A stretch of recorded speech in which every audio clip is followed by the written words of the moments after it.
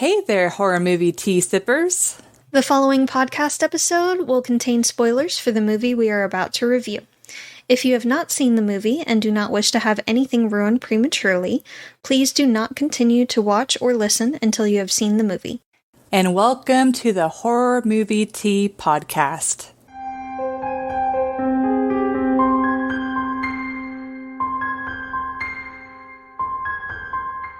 Today we are covering Scream that came out. Yes, the newest one that came out in either 2021 or 2022.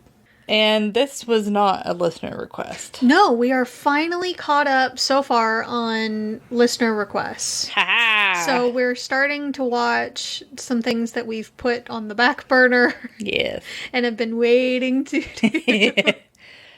And we've been dying to watch this one, so we figured what better time than when we need to have something for a recording session anyway. Yes, it's like we do try, we want to cover like more new, or we want to cover newer movies, so our content is more relevant for the time that came out. We do, and but, I mean, we always want to watch them anyway. But, yeah, so might as well do a podcast. But the requests that listeners make do mean a lot to us. Yeah, for sure. So we will put aside other things to do listener requests if possible. Yes. Like, if it's at all possible, we're doing those. Yes. So, for sure. So we wanted to wait until all of those were knocked out. Yes. So now you need to request more movies. Yes. Now that we're caught up, finally. But before we go into the review, let's grab our cups and talk about tea. So I'm changing things up a little bit. I am doing the Zest tea. I think it's like cinnamon apple. Yeah, it says cinnamon apple. Okay. Ma'am, this is my turn. Okay. I was curious. So, it's got flowery orange Picot black tea, apple, tea extract, cinnamon, natural cinnamon flavor, and natural apple flavor.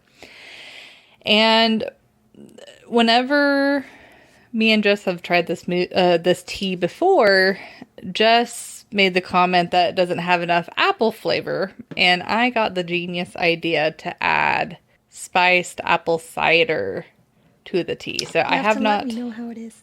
Yes, I haven't tried it yet, but I'm excited. It definitely let me take a little. Yeah, it definitely smells a lot more like apple cinnamon versus just cinnamon. That's how it should have smelled right off the bat. Yeah, like the tea alone. It's tasty. It just needs more oomph. Apple-wise. Yeah, because like the tea alone, when you smell it, it smells exactly like a Red Hot, and you're just like, whoa. Yeah, just a little bit heavy on the cinnamon. Yeah. But what tea are you drinking? So I am still drinking. Oh, yeah. One of my favorites. It's the Bigelow Perfectly Mint. And it's just got black tea and spearmint. Because that's all you need sometimes. For our tea sippers out there, though, grab yourself a cup of tea, sit back, relax, and we hope you enjoy the review. So, Scream. Basically like a remake of the first one.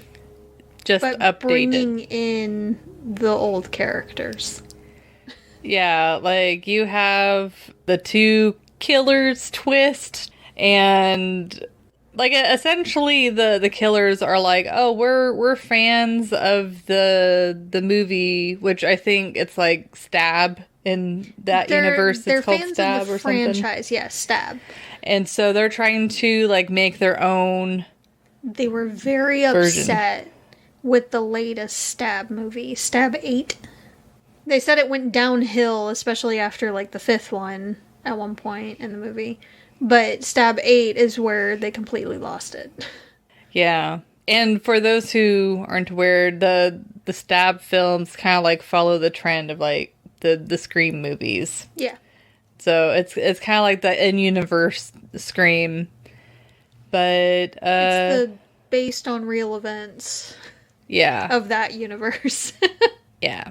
So for entertainment, this movie is kind of weird for me because I did enjoy it. Like, I'm not gonna, it's not a bad movie by any means, but it's almost an exact copy of the original. And I mean, at the very end, they say that it was in memory of Wes Craven. Mm-hmm. So they're obviously trying to make an homage to the original film. But normally in those cases, it's like inspiration taken from, not copy the original material and like just tweak it to make it seem like a slightly different film. It's just a very strange reboot. Like, it feels like a reboot movie almost, but the old characters are still there. Well, I think that's why they called it a requel. Yeah. It's like a reboot sequel. Yeah, very, very weird. Mm-hmm. But there's literally scenes in that happen in this movie that are almost shot by shot happened in the original movie. And so in my opinion, looking at this movie by itself, it's not a bad film. But comparing it to the original movie, I would still pick the original movie over this one. I can't remember. We reviewed Scream. Yeah, we have reviewed Scream, but I don't remember what my rating was. I don't either, honestly. We're so bad at this. I know. Well, I haven't finished, like, writing in our spreadsheet what our previous reviews were. It probably would have been important to do that before doing this review. Oops. I think, at least thinking of Scream nowadays, putting into irrelevance my previous rating in the other episode that I did, I think the original Scream, it's not my go-to movie, but I really appreciate what it brought to the genre and its commentary and stuff like that. So for me, it's a pretty solid, like, 7.5. And this movie, I think I will rate it a 6.5. And the reason why I ding it down that low is because it doesn't really feel like there's a whole lot of extra creativity put in it. I did appreciate that they weren't afraid to kill off some of the people from the original cast, because so many movies that bring in the old cast are like afraid to kill them off. Like, they have to figure out some way for them to survive. So I guess in a way that was kind of refreshing, but besides that, it felt like watching the original Scream movie. It was just an updated version. It was just very strange. But yeah, I don't really have any additional commentary. It's hard to put together what exactly to say about this movie. It's like, it's about the fandom, and it's like, oh, it should have been this way, and how I love how they're like, oh, fandoms can't be a cult. But I'm like, fandoms absolutely can be a cult. 100%. Yeah. So easily cult. I feel like they had some interesting commentary on, like, fandoms and how they can impact the series. Like, especially, I feel like, and probably the reason why they did it is it was very relevant for them to talk about fandoms right now, because there's so many movies that are bringing back nostalgic things that are very much catering to the fans of that series. Like, like Sailor Moon, they brought back Dune. Yeah, Dune.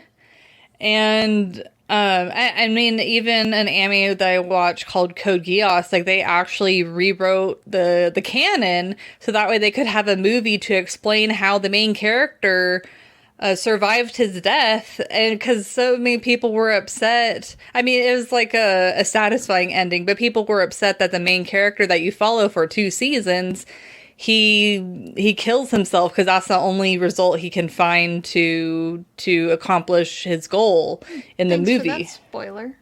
Oh, well, I didn't know you were going to watch it. I didn't know you were going to watch that. Where was my spoiler alert? Rude. I didn't know you were going to watch it. But I do recommend that series. Anyways, but the point is, so many companies are like, what is safe? So they're preying on the nostalgic nostalgicness of specifically millennials, I think, at this point. Yeah, and I also feel like there's not very much new original content lately. Yeah, they're bringing back all the nostalgic stuff, but they're also specifically catering to like the fans and what the fans would probably want and stuff like that. Like they're keeping things very very safe and not risky. Yeah.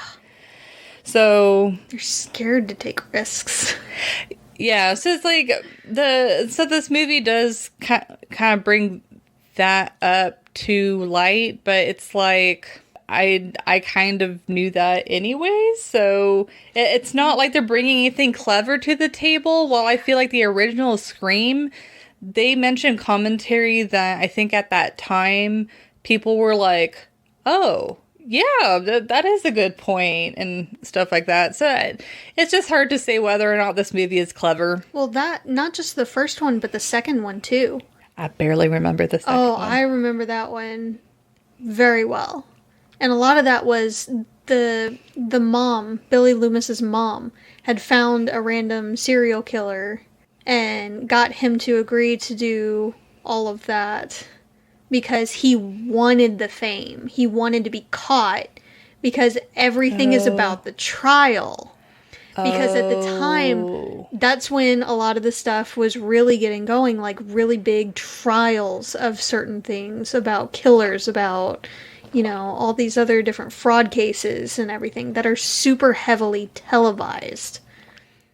So even that movie had a lot of really good commentary. This one didn't really show that much new. Yeah. Okay, so yeah, that does sound very... So, suffice it to say, while looking at this movie at face value, I enjoyed it. I think it's a pretty good movie overall, but how it contributes to the horror genre or the Scream series as a whole, I don't feel like it adds a whole lot. It didn't. This movie didn't need to exist, but I also feel like it's worth the watch. We're twinsies.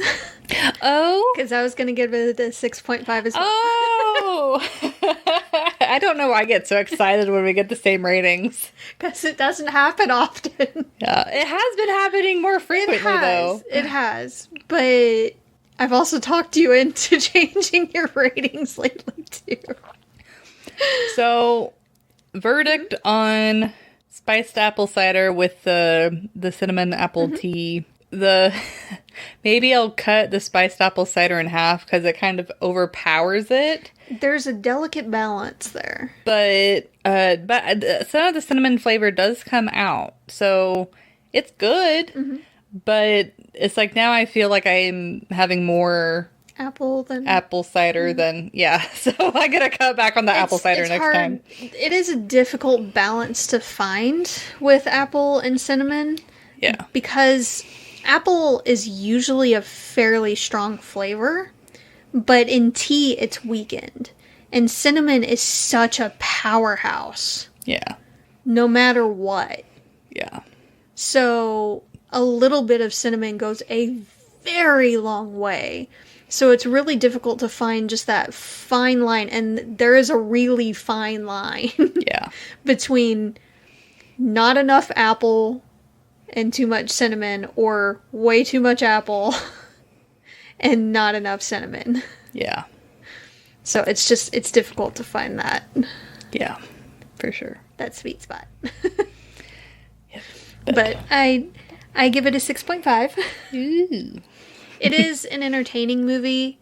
I feel like it's more memorable than anything after the second one in the series. Again, I remember the first and second ones pretty heavily. Those are the first two those are the main two that I watched. The first one is, of course, the best. No doubt there, no question there. But the second one is still decent, and it makes sense in the series. The others after that are kind of a blur, to be perfectly honest. They're all right, but in a franchise like this, like after you reach a certain point, they're all the same. The Scream series, though, recommend. That's a different story, and that one is good. Third season I could do without, but the first two are really good. But this movie will be, in my opinion, probably more memorable than any of the other sequels after the second one in the franchise. Yeah, I agree. The only real big problems I have with it are, one, how dare you kill off Dewey? I know, it was kind of sad, but... He's like the best character. And he has already survived so much. You can't just cut him a break. Make him leave so he can be safe. He's dealt with enough shit. Poor guy. He didn't deserve that. And I'm a little mad because he's usually the one that makes, like, the best calls and still just ends up shanked. But this time he made a bad call. Yeah, was it dead? Yeah, wasn't it this movie where I was commenting, is like they start off making really smart decisions and then all of a sudden they have a dumb moment. Yeah. And then that's when they get hurt. Yeah. Yeah. Like, some of the calls just didn't make sense. It made sense because they had to move the plot forward, and that was about it. It was just a little frustrating there. Otherwise, most of the calls were decent. And they did keep you guessing on who the killers were. My biggest problem with that will come in the realism scale, because that's where it threw off the immersion for me and got some points deducted from entertainment. Because you guys know me. The less realistic it is, the less I'm entertained by it. I want the realness. So, but most of the characters are not that likable. Like, you feel for the originals, of course, because obviously they're the ones that we've seen in every movie ever in this franchise. The main character you kind of feel for, but it's more of an I guess I'll kind of root for you. Seems like you've had a tough go. But otherwise, there are other things that are just a little confusing. They never really explain why she's hallucinating her dead biological father, and especially not while he's all bloodied like he was in the last scenes of the first movie. Yeah. It just didn't make sense. And I feel like they could have capitalized on it more if they made that a bigger part of the movie. He was only in a couple of scenes, and they didn't make that much sense. Yeah, it was kind of weird. It was just kind of there. Like, if he had been taken out altogether, it wouldn't have changed that much of the movie. It still would have made perfect sense, and it would have been fine. But that's just me. Let's go ahead on to realism, shall we? Yes. So for realism, this one was hard to score too. Yeah, because overall, it's fairly realistic, but then some of the dumb decisions are, like, super dumb. Like, we had a real hard time last week with Tucker and Dale vs. Evil, but this one, I feel like I almost had a harder time figuring out this one. Ooh, the cinnamon's coming through.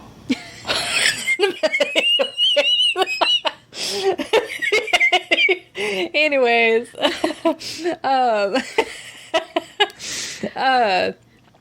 yeah, it's very strange, and I'll leave the point to you on the figuring out who the killer is and stuff like that, but that was a point that irked me.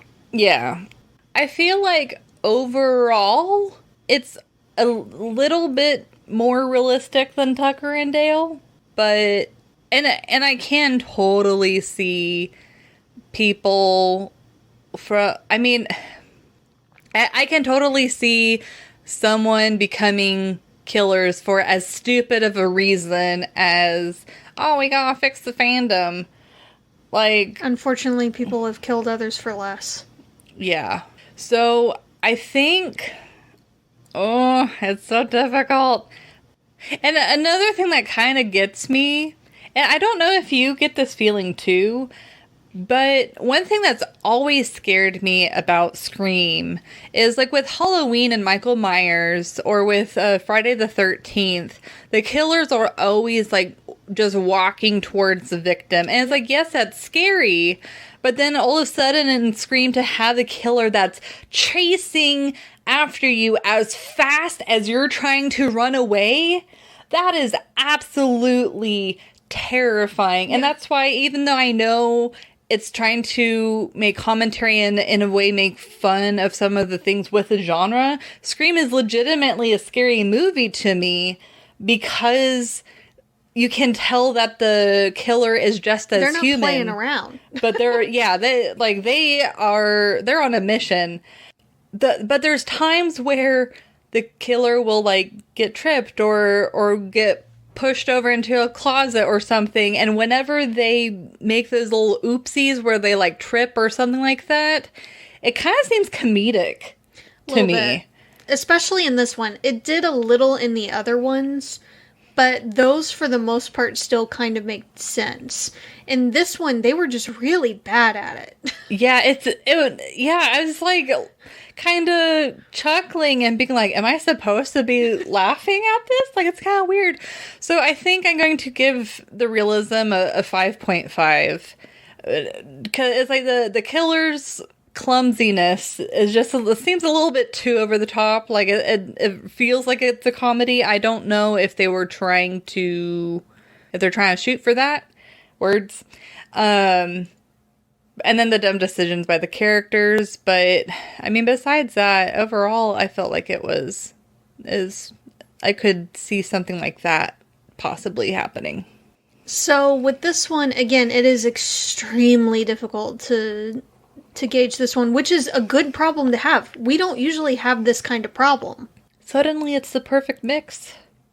I'm so confused. Not stir it well I did. I'm so confused. Okay, so whenever I first started, it's like all of the apple was at the top, and I barely tasted the cinnamon. And then in the middle, it was so watery that I just got the cinnamon and no apple, and now I'm getting the perfect balance of apple and cinnamon. I don't know what's happening within this cup. But whatever it is, it needs to calm down. Are you okay? No. Just having an existential crisis. It's so weird to just take a sip and not know what flavor you're gonna get. Sounds like a fun grab bag. Anyway. So this one was difficult to gauge, but at the same time, I feel like this one, Tucker and Dale vs. Evil, was almost straight up comedy. Yeah. With some horror elements, but it's made to be funny. This one, I mean, Scream in and of itself is always meant to kind of poke fun at the horror genre, but it also does try to be scary too. Like, they try to be serious about it. It's a kind of a weird dynamic. It is, and it generally works. Yeah. It's one of the few that does. Yeah. But this one, because they take it more seriously, it's supposed to be a bit more believable than Tucker and Dale vs. Evil. Yeah. And this one, it just falls a little bit short, and I feel like the immersion breaks for me a bit more often. So, I'm actually going to give it a 4. I know you gave this one a little bit higher than Tucker and Dale. I feel like it was a little bit lower. Personally. Let me go through my reasons. We can have different ratings. This is okay. I'm just letting This is why there's two of us. There's a reason why. So, let's start from the beginning, though. So, in the very, very beginning, there was darkness. No, I'm just kidding.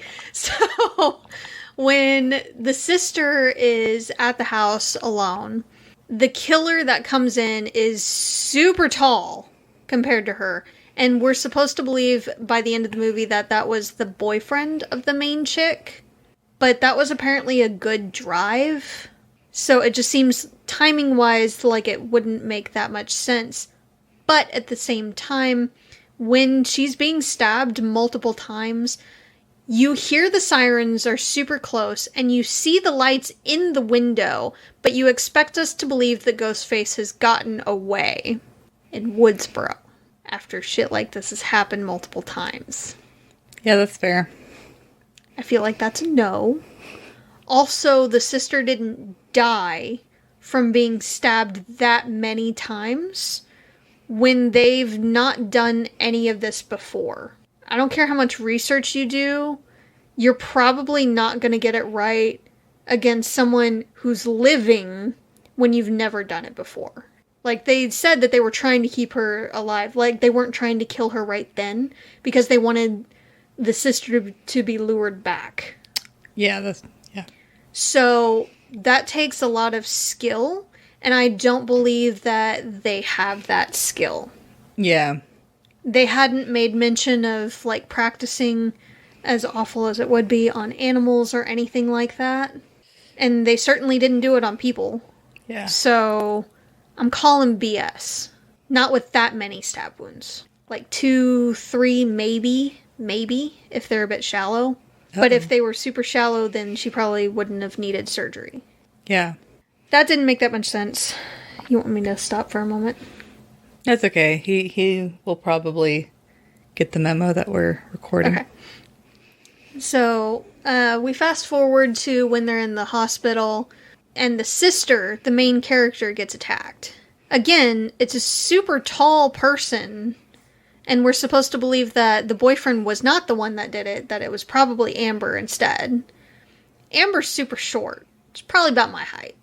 I'm small. She's travel friendly. Yes. Travel size for your convenience. For your convenience. So, it was a quote, okay? So they're trying to make it look throughout the movie, throughout all these different attacks, that it's the same killer. And the killer is tall. Most of the other friends are about the same height, so if it's any other one of those people, that would make sense. Yeah. You could have any combination of any of those other people, and it would make sense. It would be fine, because they're roughly the same height. But Amber being way shorter than everybody else in the group except the sister that was attacked makes no sense. And it drives me nuts, because for a movie that's supposed to be a lot more realistic, there are ways around that. Yeah. You can either have Ghostface be shorter in one scene, and most people probably wouldn't notice that much. I'm just a weirdo that likes to make note of these things. Or you can cast someone else that's about the same height as everybody else. Which I feel like, no discredit to either super short or super tall people, but in a slasher movie, I think it's very reasonable to try and cast, like, whenever they're specifically trying to find out who the killer is, I think it's very reasonable to try and get a cast that is as even as high as possible. Yes. So it makes it that much harder to figure out who the killer is. Especially when they're masked the whole time. And more especially if there's multiple killers. Yeah. So if you're going to choose one of the tallest people in the group and the shortest person in the group, minus the sister, for them to be the two killers who are supposed to be interchangeable, because there are times when the boyfriend is with the group and they get attacked to throw suspicion off of him, then have them be about the same height. And you can't tell me that she was wearing platform shoes, because you would hear those clodhoppers. They'd be running funny, and you would hear it. Yeah, with as intense as Ghostface runs, they would not be able to wear those types of shoes. Though that could explain the clumsiness. That was another thing that bugged the ever-living crap out of me. If you're going to be that clumsy about it, then don't even do it. Because your plan is going to suck. Nothing is going to go right. And you're just going to fail miserably. You need to work on your method then, if you're that clumsy, to leave a little less to chance.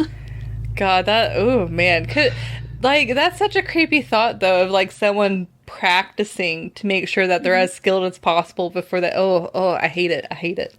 Okay, but I mean, not every killer does, but I'm sure the ones that are going to be the most difficult to catch probably do. they're going to be super methodical about it. And they're going to think of every little thing. Because there's so many ways to get evidence nowadays. A lot of ways. There's so many things you have to think of. Like, apparently, like, even shedding skin cells now, Yeah. they can get DNA from just... And it's like, I can understand, like, hair or fingerprints, but skin cells is like, you just walk and they're just like, poof. It's probably going to be a little less reliable, but it has been done. It's like, that's crazy. And God forbid your victim scratches you. Oh, yeah. Oh, or yeah. Or bites you. You're like your done DNA. if that happens. Yeah, no, you're screwed.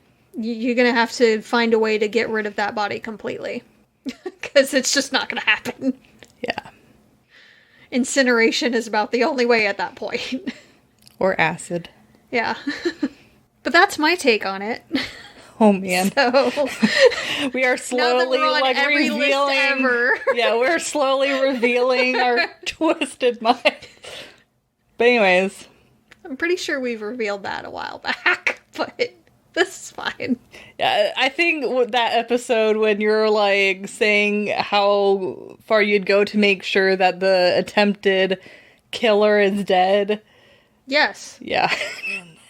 Well, okay. I did forget to mention this. When Dewey shot the ghost face in the hospital, you could tell.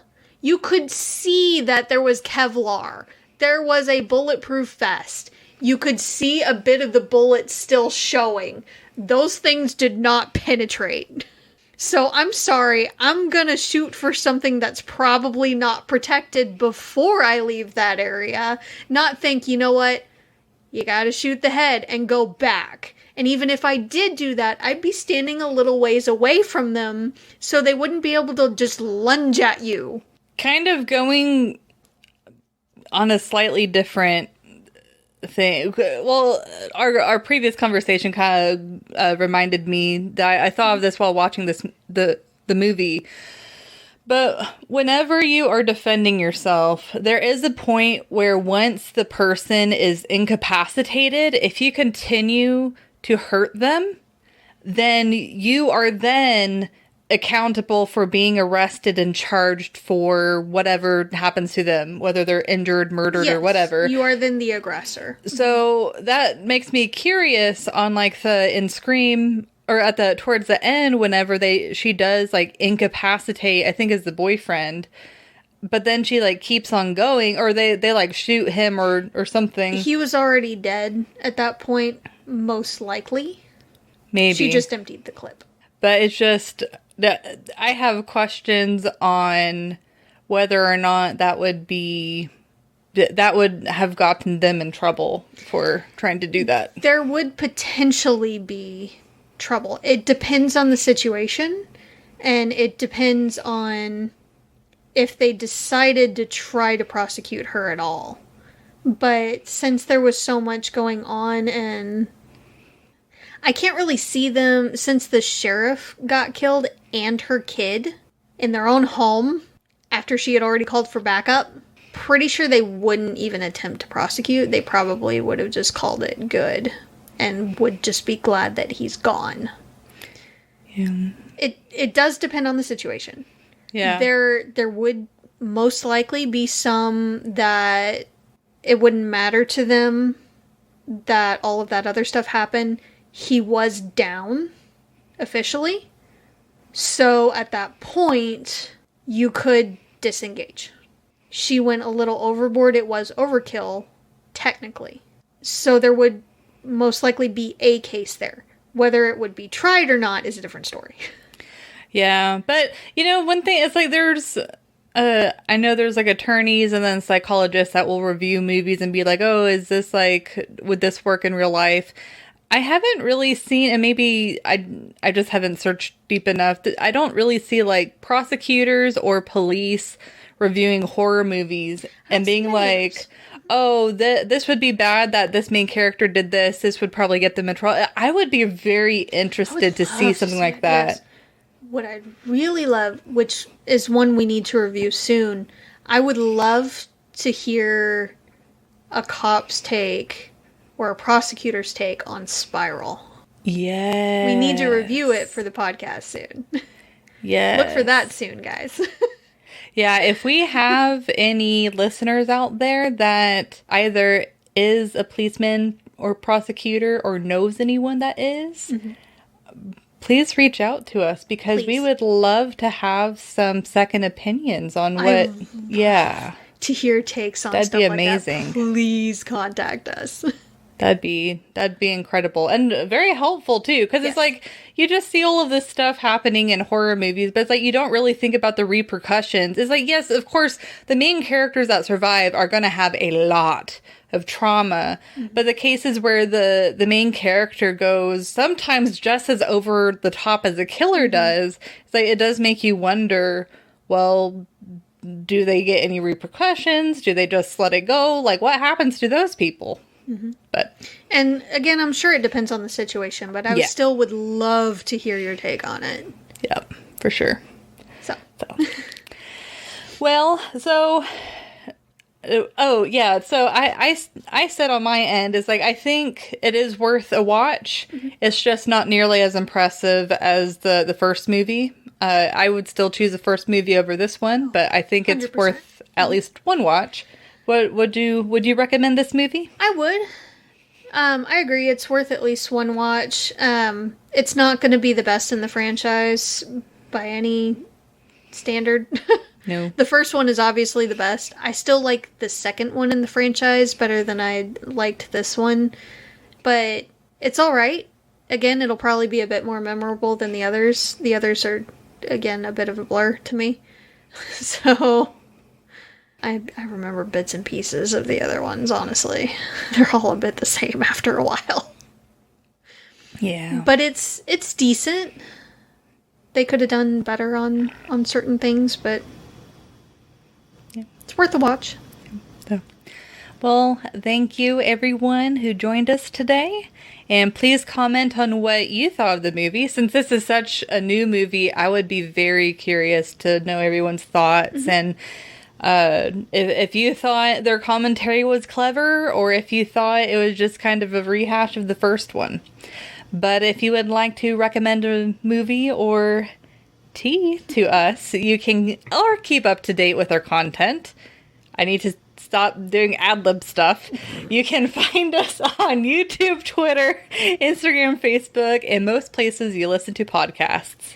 And if you'd like to support the podcast, please subscribe, like, and share our content. And we do have a Teespring available if you'd like to support us monetarily. All of the sites mentioned will be linked down below, as well as our tea selections. You're having trouble too. I'm so tired right now. For the day. This tea is way too relaxing. I'm ready for a nap. Until the next time, guys, stay safe and stay spoopy. Bye. Bye.